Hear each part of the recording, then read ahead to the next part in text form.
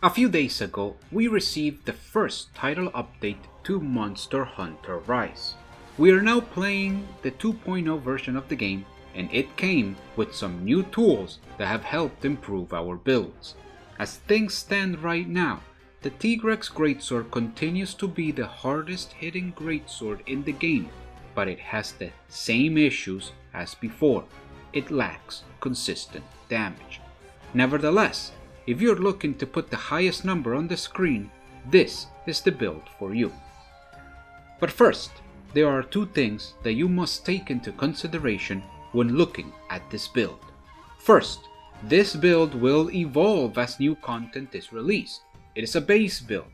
I will revisit it every time that we get an update in order to improve it. Second, this game is heavily based on the talismans that you are able to get through RNG rolling. As such, the better your talisman, the better your build. Unfortunately, we cannot control which talismans we get, so I will be making this build with the absolute minimum requirement possible. No god talismans, no lucky rolls, just the minimum. Let's get started. The equipment we will be running is a fully mixed set, taking parts from many different monsters. Our weapon will be the Tigrex Greatsword, and for armor we will be using the high rank versions of the Teostra Helm, the Anjanath Chest, the Rathalos Gloves, the Anjanath Waist, and the Hunter's Legs. The talisman we are using is a Fatal Tempest Talisman that gives us 1 point in Weakness Exploit with a level 2 decoration slot. This is the most important piece of the build. The talisman you see is the minimum requirement to run the basic greatsword builds that we have access to at this time. Better talismans will improve your build, but this is the least you need to have to be able to take full advantage of the tools we currently have access to in the game. Moving on to the weapon, we will use the Tigrex Greatsword because it is, at this time and with this build, the most damaging greatsword in the game. The Tigrex Greatsword boasts 210 raw attack that becomes 218 thanks to attack boost 3 from its rampage slot. It has 20 hits of natural white sharpness and a natural affinity of -15%. It also gives us one level 1 decoration slot.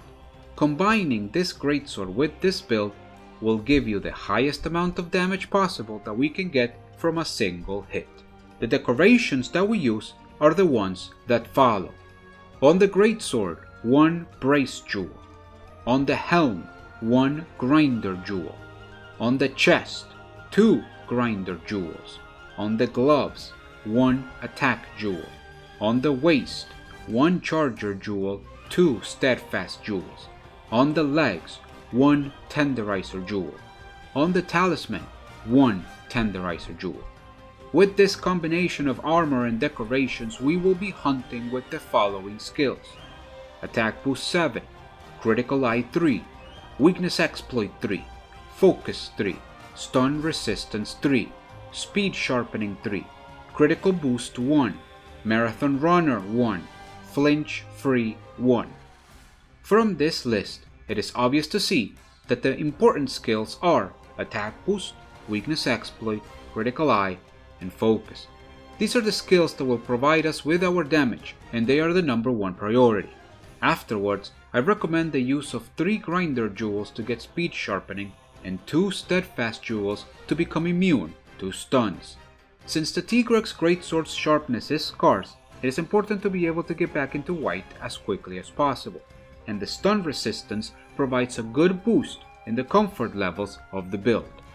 I run 1 level of flinch free because I play a lot of multiplayer and I do not want to get interrupted by the attacks of other hunters, but you can swap this and the stun resistance jewels for any others you may like.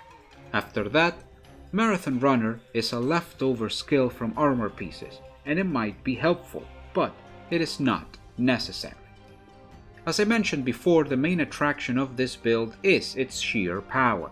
It can reach amazing damage values thanks to the high raw attack and the white sharpness, especially if it gets critical hits. That being said, This build only manages to obtain a total of 50% affinity when hitting a monster's weak spots. This makes it quite inconsistent in regards to damage, and something to take into consideration when using this build. While it has the potential of dealing the highest damage possible right now, it does not do so on every hit. This build is made to be able to take on any monster, solo or with other hunters, by providing as much damage as we can get our hands on. It is a multi-purpose build that will not let you down. If you're able to get better talismans, then you can improve upon this, but at least this version is something that most hunters will be able to run without any problems. Compared to the first versions of the build, we can get a bit more affinity and some more damage on critical hits, as well as a good boost in defensive power. It will definitely do well against any monster that you hunt. I would like to take this opportunity to thank you for your time, and I hope that I get to see you on the next one.